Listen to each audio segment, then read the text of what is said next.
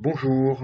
Alors, dans cette vidéo, nous allons voir les premiers éléments dans le domaine des probabilités, histoire de bien débuter le chapitre sur les probabilités en seconde.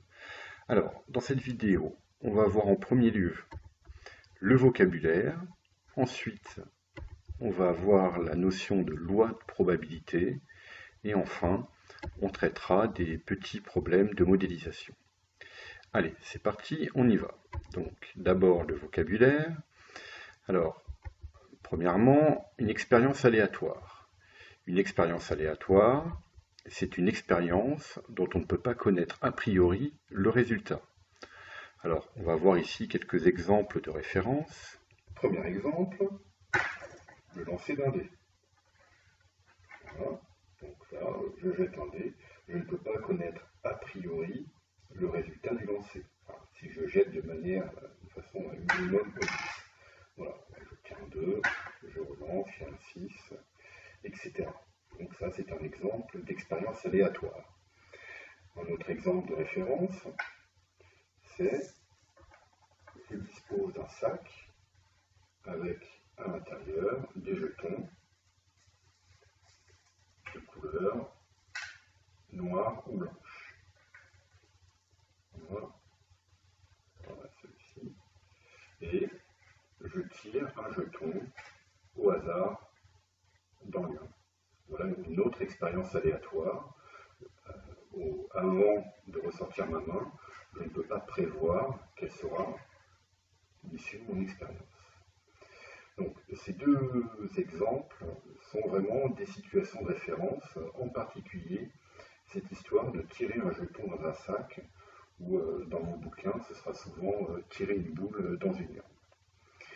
Donc voilà, le dé, le sac, vous avez aussi la pièce de monnaie avec pile ou face, mais une pièce de monnaie, ça n'est rien d'autre qu'un dé à deux faces.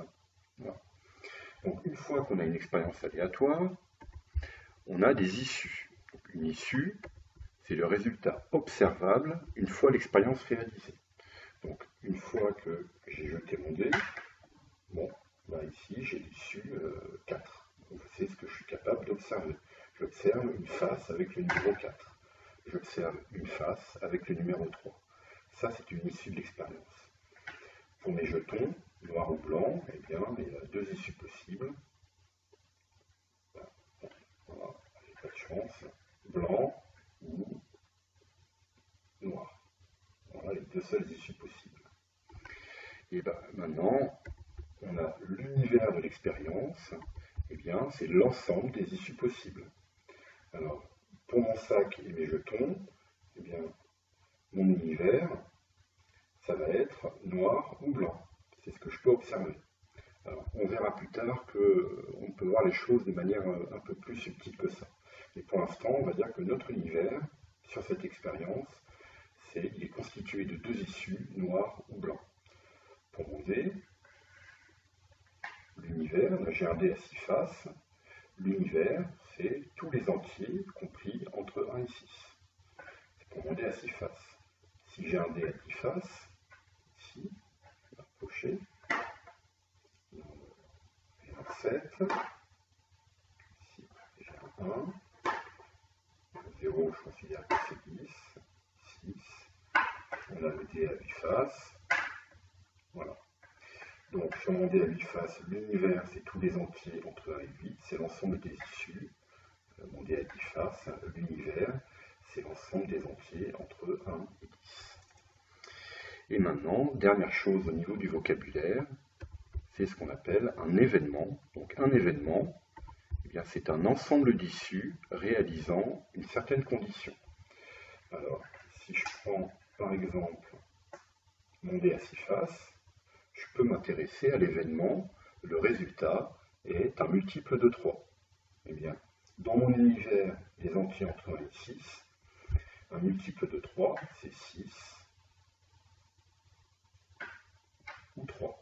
Donc l'événement, le résultat est un multiple de 3 et réalisé par les issues 3 et 6. Et donc cet événement, c'est l'ensemble 3, 6. Ce même événement avec un dé à 20 faces, par exemple,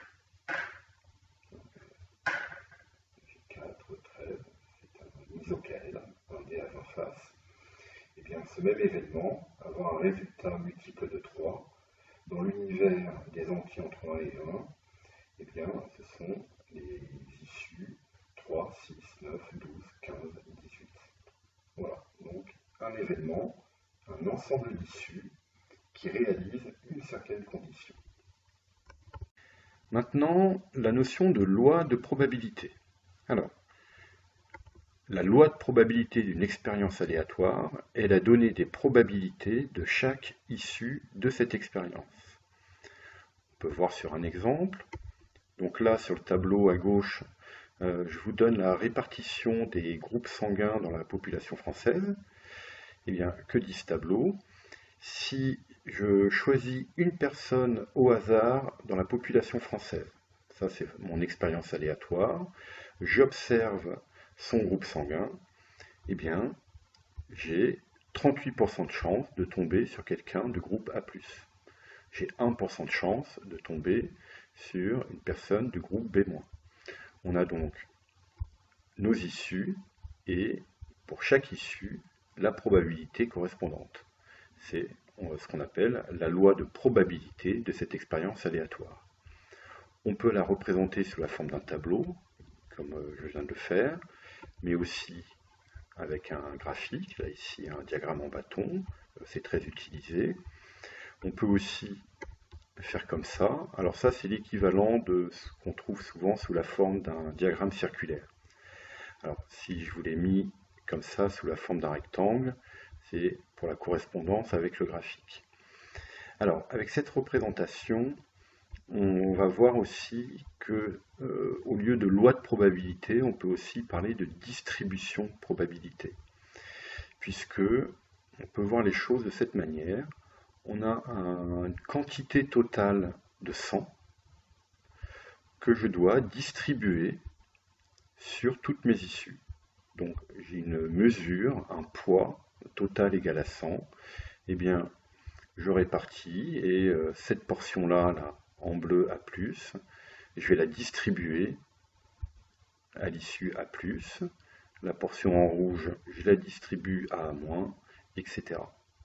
Donc, on parle aussi d'une distribution, puisque vraiment, on distribue un capital, ici de 100, sur l'ensemble des issues de l'univers.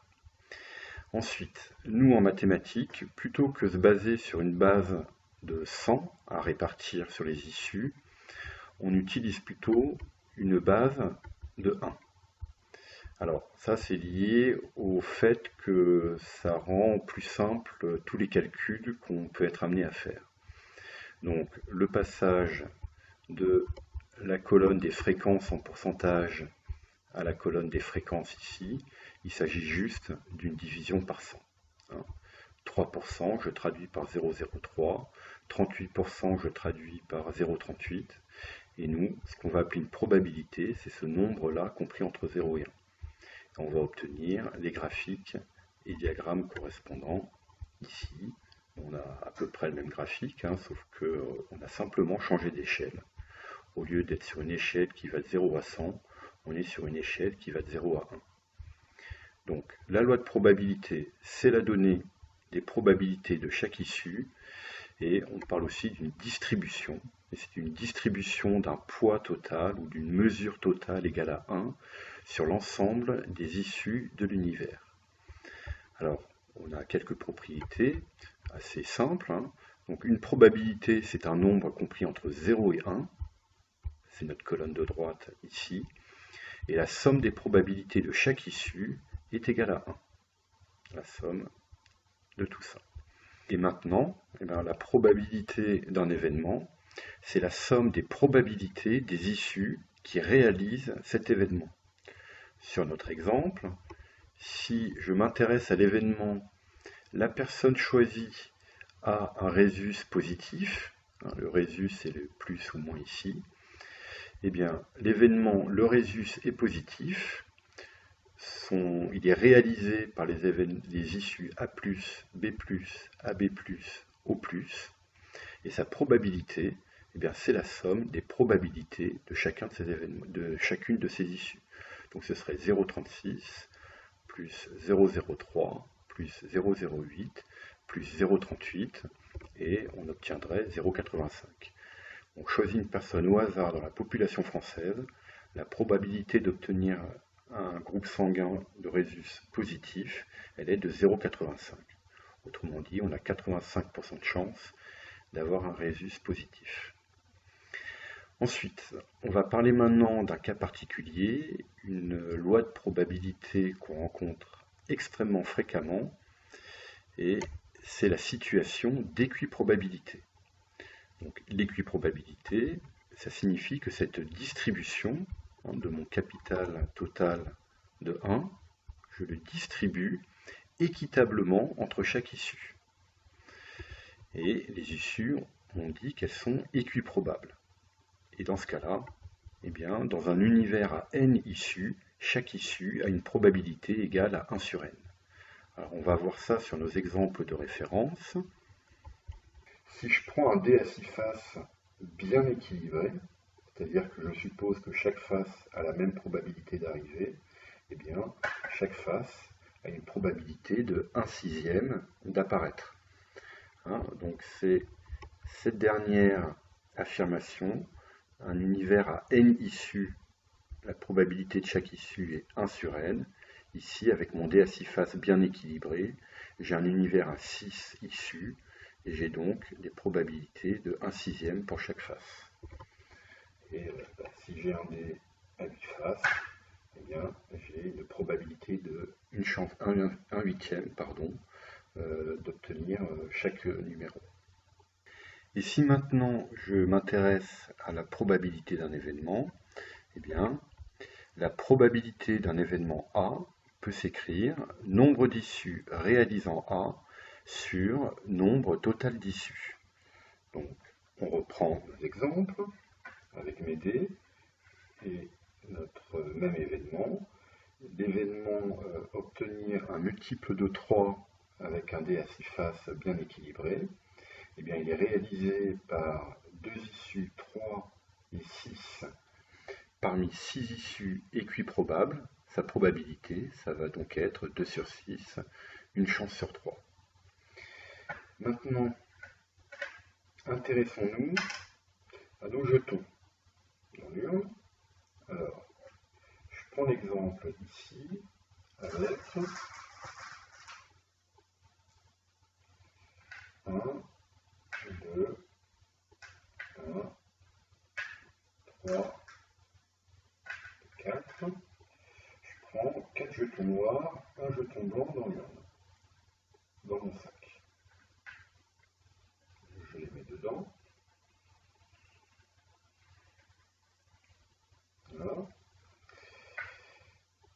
Je vais faire un tirage et on a vu que pour nous, notre univers, c'était noir ou blanc. Bien. Y a-t-il équiprobabilité sur cet univers? Non, ils sont bien intuitivement, si j'arrive à tous les récupérer, on a plus de chances d'obtenir un noir qu'un blanc. Et même intuitivement, on va dire qu'on a 4 chances sur 5, donc une probabilité de 4/5 d'obtenir un jeton noir, et une chance sur 5, donc une probabilité de 1/5 d'obtenir un jeton blanc. Mais quand on fait ce raisonnement, eh bien, en fait, on est en train de distinguer, de différencier ces 4 jetons noirs qu'on avait considérés en quelque sorte identiques lorsqu'on avait dit que l'univers était simplement noir ou blanc.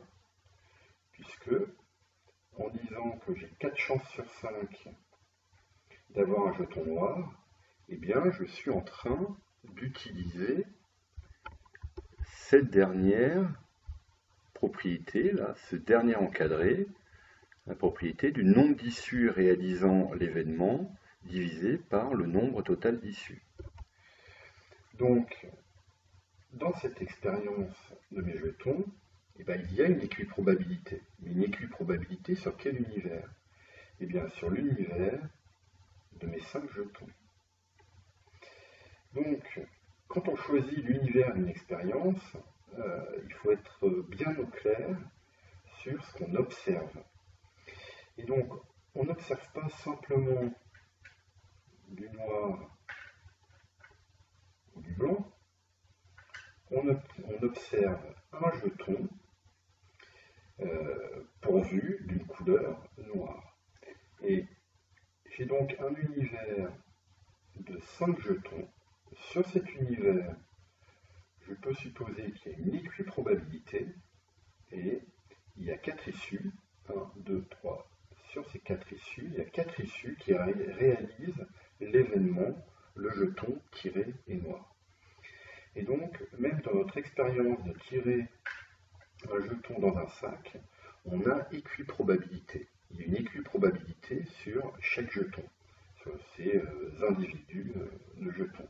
Et ensuite, on a un événement qui est le jeton remplit la condition noire, il y a un autre événement, le jeton remplit la condition blanc. Donc, sur cet exemple-là aussi, on utilise l'équiprobabilité, et donc notre univers est un univers de 5 jetons, et pas simplement la couleur noir ou blanc. Les couleurs noir ou blanc sont des événements dans cet univers, et pas des issues. Voilà. Alors, peut-être que pour illustrer mon propos sur ces histoires d'observation, je vous propose l'expérience suivante. Je dispose de 3 cartes. Avec ça, j'ai une carte qui est rouge des deux côtés. Une carte qui est verte des deux côtés. Et une autre carte qui est verte d'un côté et rouge de l'autre. On va tirer une carte au hasard, donc on mélange, et je vous propose du rouge.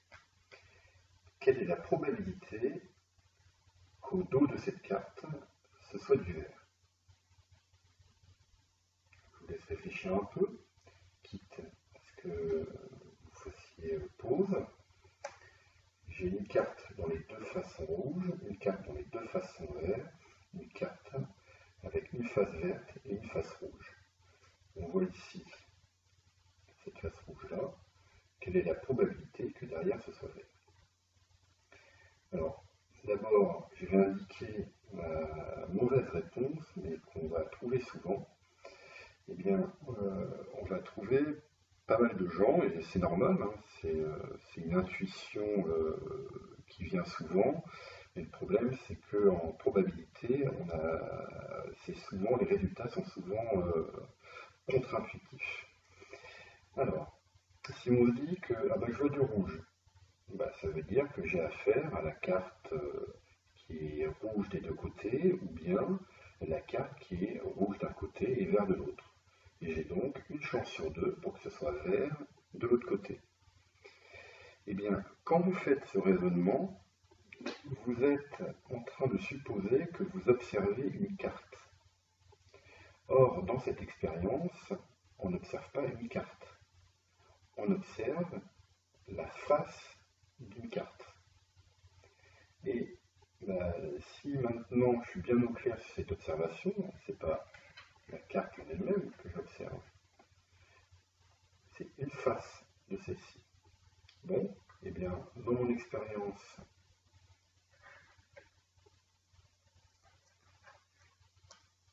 il y a combien de cartes?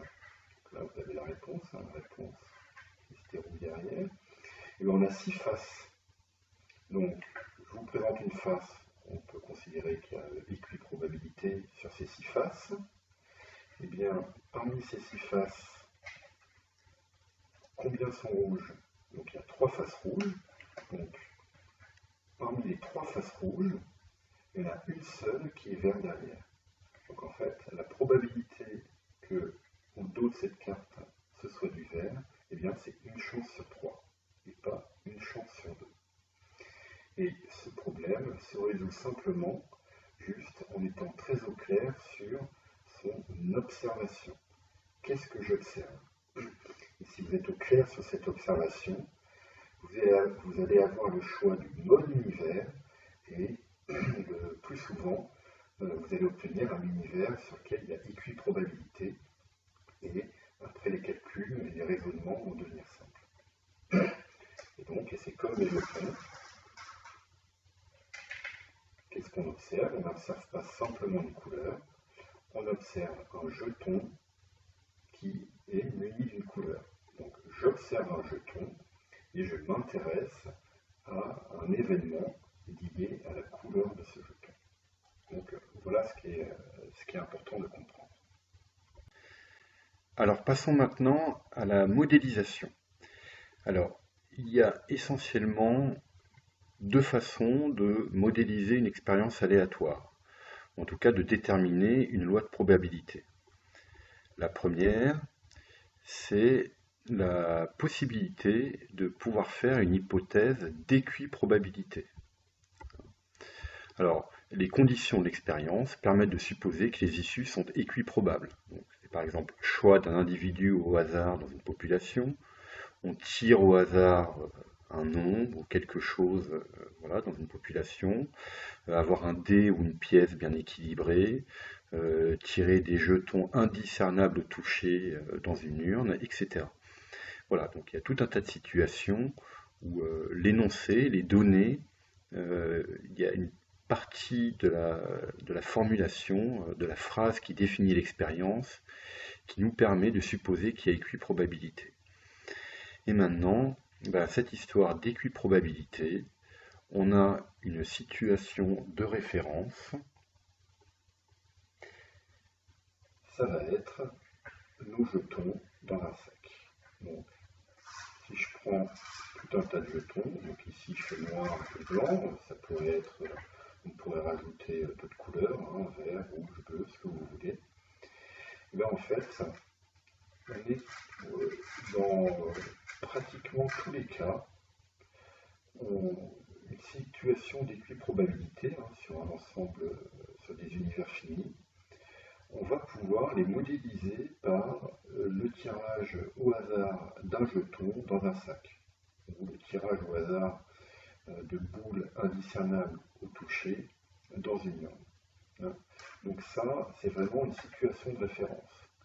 Si je prends par exemple notre situation précédente avec les groupes sanguins, eh bien choisir une personne au hasard dans la population française, c'est comme si j'avais un sac avec 67 millions de jetons, et sur ces jetons, eh bien, j'étudie un caractère particulier qui va être le groupe sanguin, et j'ai 38% de ces jetons qui sont marqués A+, ou O+, tant de pourcents marqués AB- ou A+, etc. Donc, dès qu'on est dans des problématiques de sondage, par exemple, ou quand on étudie des populations, et très souvent aussi, dès qu'on est en situation d'équiprobabilité, eh bien, on peut très facilement se ramener à tirer des jetons de différentes couleurs ou marqués de différentes façons dans un sac.